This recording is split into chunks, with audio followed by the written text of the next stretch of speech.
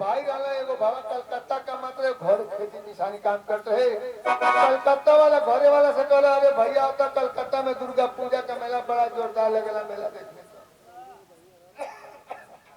अब देहाती वाला भाई अपनी माई से कहते हैं माई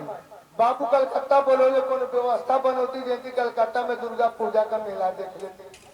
अब उनका माई एक झोला दाना बेली चूड़ा चाउर तैयार करी तैयार देखना घर दिन धोती पहनना कुर्ता पहना ताही पर चदरा धरना धरना कलकत्ता।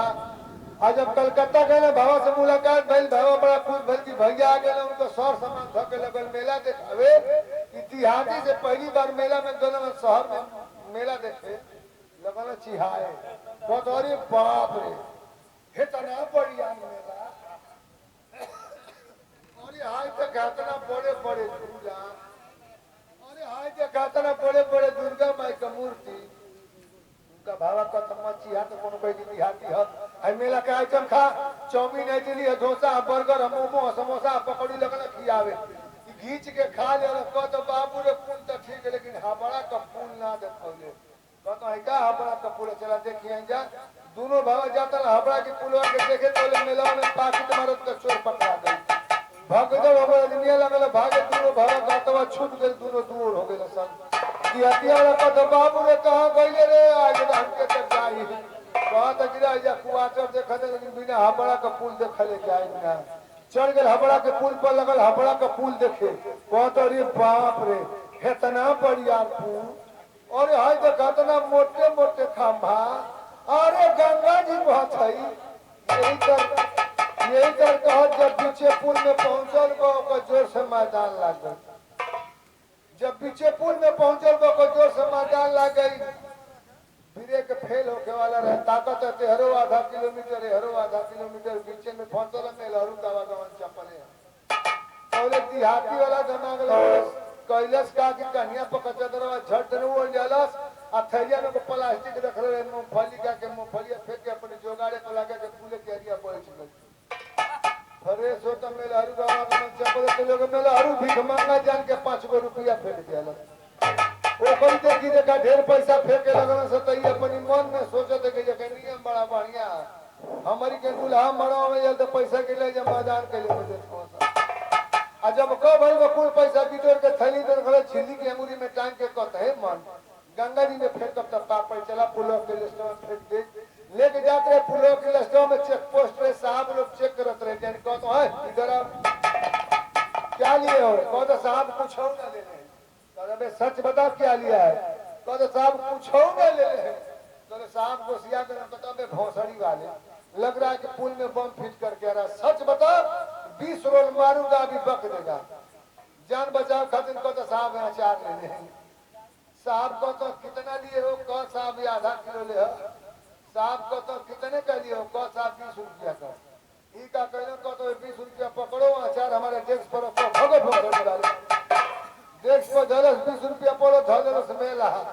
आज जब साहब का छुट्टी भाई वो को उठा के हीरो होंडा की डिक्की में रखना किक मारला पहुंच गए ना घरे अब जब घरे गए कपड़ा निकाल के हाथ पर धो तो उनको मलकिन खाना परोस देली और जब खाना लोकल तो खियाल पड़ गया तो अरे मैडम जाओ देखो डिग्गी में अचार लाओ लाओ हमको मैडम चाबी ले ली अलमारी में से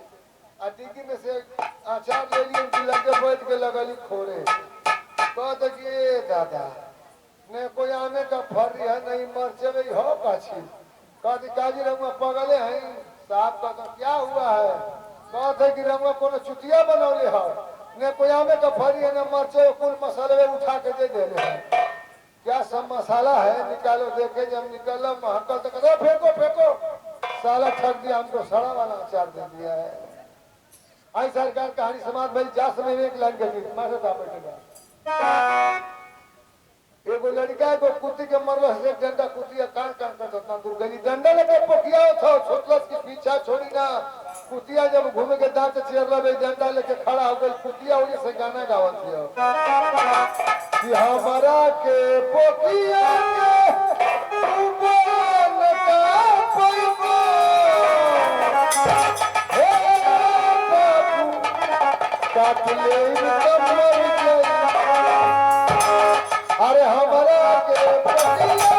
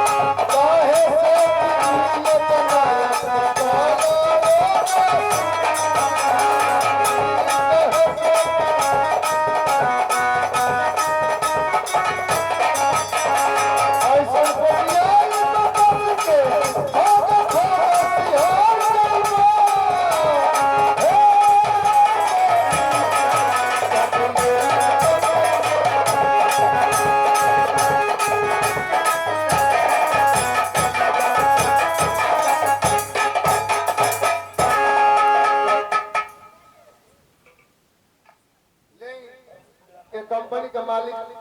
चाहे मालकिन कहीं आ रही है,